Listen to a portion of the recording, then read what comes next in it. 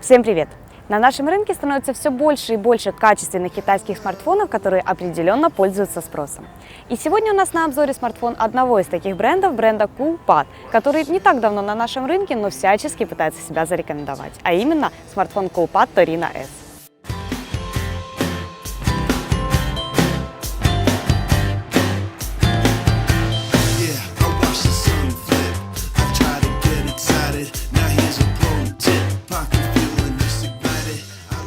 Комплектация у смартфона более чем полная. Это инструкции, булавка для изъятия слота для сим-карт, кабель для подключения смартфона к компьютеру, блок питания, гарнитура и даже чехол.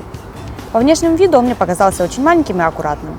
После 6-дюймовых флагманов его 4 и 7 смотрелись очень уж скромно, но могу сказать сразу, что их более чем достаточно для комфортного использования смартфона. Над экраном расположены динамик, фронтальная 5-мегапиксельная камера, светоиндикатор и динамик. На верхней грани разъем 3.5 для наушников и, как ни удивительно, их порт. Не думаю, что он сейчас актуален для передачи данных, как он использовался несколькими годами ранее, но зато благодаря их-порту этот телефон можно использовать как пульт дистанционного управления. С правой стороны расположены кнопки регулировки громкости и кнопка включения-выключения смартфона. На левом торце находится гибридный слот для карты памяти microSD объемом до 32 ГБ и сим-карты, либо же можно использовать как слот для двух сим-карт. Внешние данные обсудили, а что же кроется внутри? А внутри 64-битный процессор Qualcomm Snapdragon 410, 2 ГБ оперативной памяти и 16 ГБ встроенной. Работает на графическом адаптере Qualcomm Adreno 306. Работает смартфон на операционной системе Android 5.1. Но интерфейс чуть-чуть напоминает интерфейс iOS. Емкость аккумулятора 1800 мАч, которых в режиме активного использования смартфона хватит ориентировочно на 4 часа полноценной работы. На тесте Antutu смартфон показал 27 206 баллов, что является достаточно посредственным результатом. Перейдем к камере устройства.